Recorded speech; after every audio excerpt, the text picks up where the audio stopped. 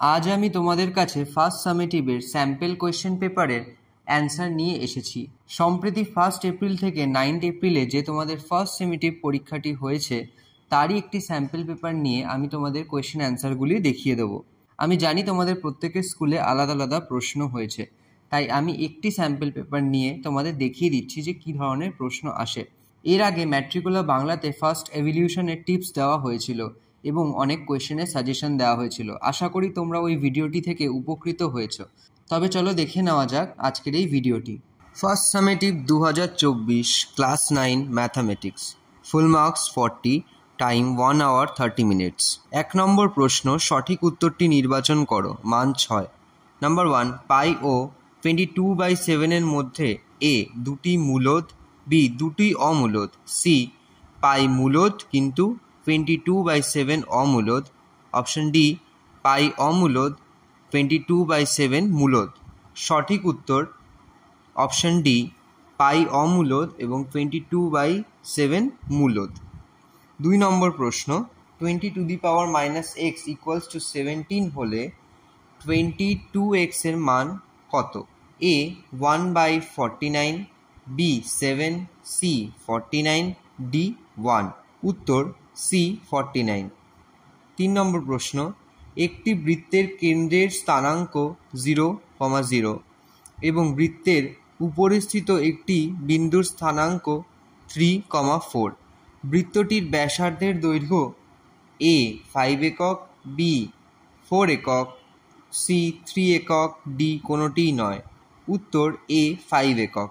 Number 4, √3 এর বহুপদী সংখ্যামালার মাত্রা এ 1/2, বি 2, সি 1, ডি 0। উত্তর ডি 0।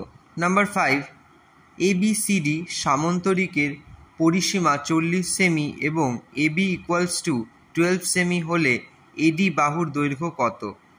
এ 8 সেমি, বি 16 সেমি, সি 12 সেমি, ডি 18 সেমি।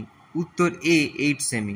নাম্বার 6, নিচের কোনটি বহুপদী সংখ্যামালা? A x-1, B x+1/x-1, C x² - 2x² + 5, D x² + 2x³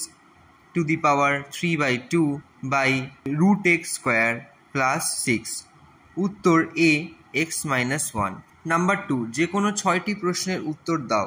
number 1, 1/5 ও 1/4 এর মধ্যে দুইটি মূলদ সংখ্যা লেখো। উত্তরটি তোমাদের দেখানো হলো। নাম্বার 2, px = x + 4 হলে px + p - x এর মান কত? উত্তর অঙ্কটি তোমাদের সলভ করে দেখানো হয়েছে। নাম্বার 3, সমাধান করো। 3 × 27⁻x = 9⁻x + 4। অঙ্কটির সমাধান তোমাদের করে দেওয়া হয়েছে।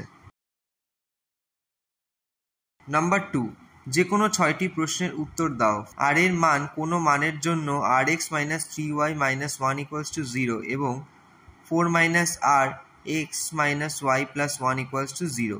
সমীকরণ দ্বয়ের সমাধান থাকবে না। অঙ্কটি সমাধান করে তোমাদের নিচে দেখানো হয়েছে।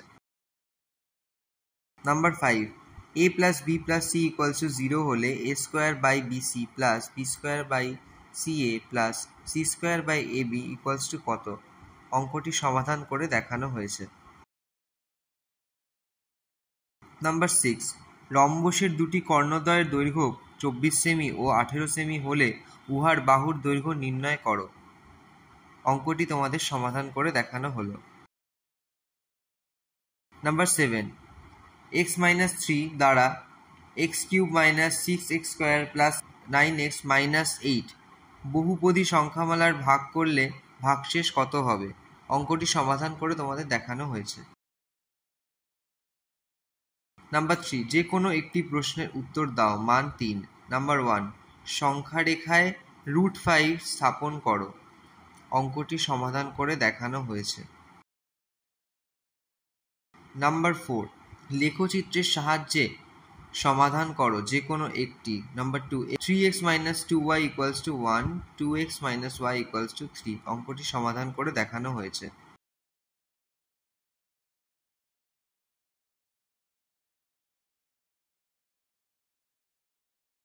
নাম্বার 5, সমাধান করো যে কোনো একটি মান 3।